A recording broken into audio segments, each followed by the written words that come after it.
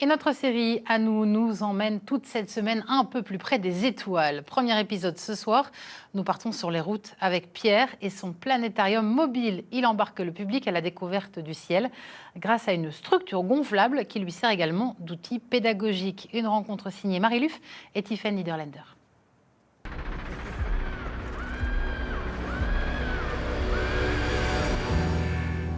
Le dôme s'ouvre et la magie opère. Aux manettes, Pierre, un féru d'astronomie.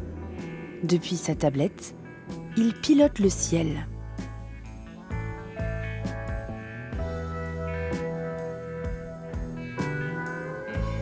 Moi, je n'ai aucun mérite. Tout revient à cet outil qui est exceptionnel. Sans planétarium, je pourrais raconter des histoires, évidemment, mais cet outil illustre toutes mes légendes, tous les contes, toutes les notions scientifiques sont illustrées grâce à cet outil qui est exceptionnel. Allez, c'est parti, on y va. L'écran est hémisphérique. Nous commençons à voir les premières étoiles. Le son se propage à 360 degrés. L'expérience est immersive. La connaissance se construit au fil d'un voyage dans l'espace.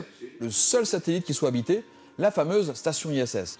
Elle arrive à une vitesse de 28 000 km/h. C'est sa vitesse de croisière, elle fait 14 fois le tour de la Terre en 24 heures. Il y a plusieurs postures que je tiens.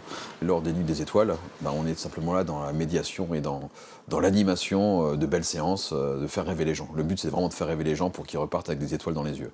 Par contre, quand j'interviens dans des écoles ou dans des collèges, donc en établissement scolaire, là, je rentre plus dans le médiateur scientifique pour expliquer des choses.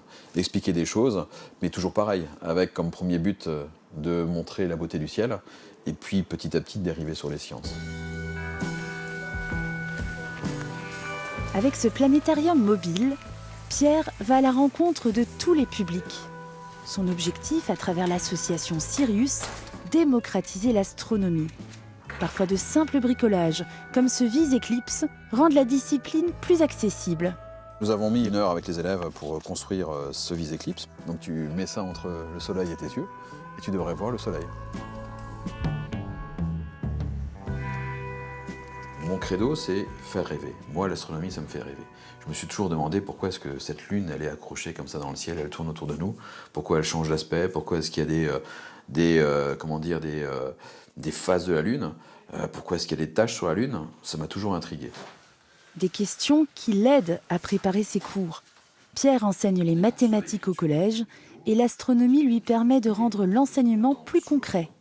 Tiens, sur la Lune, on a vu un cratère qui a cette tache, qui représente cette tache, avec un diamètre assez important.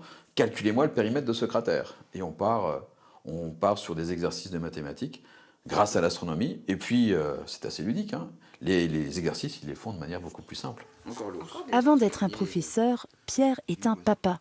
Il explique le ciel avec des concepts simples et espère que sa fille aura, elle aussi, la tête dans les étoiles.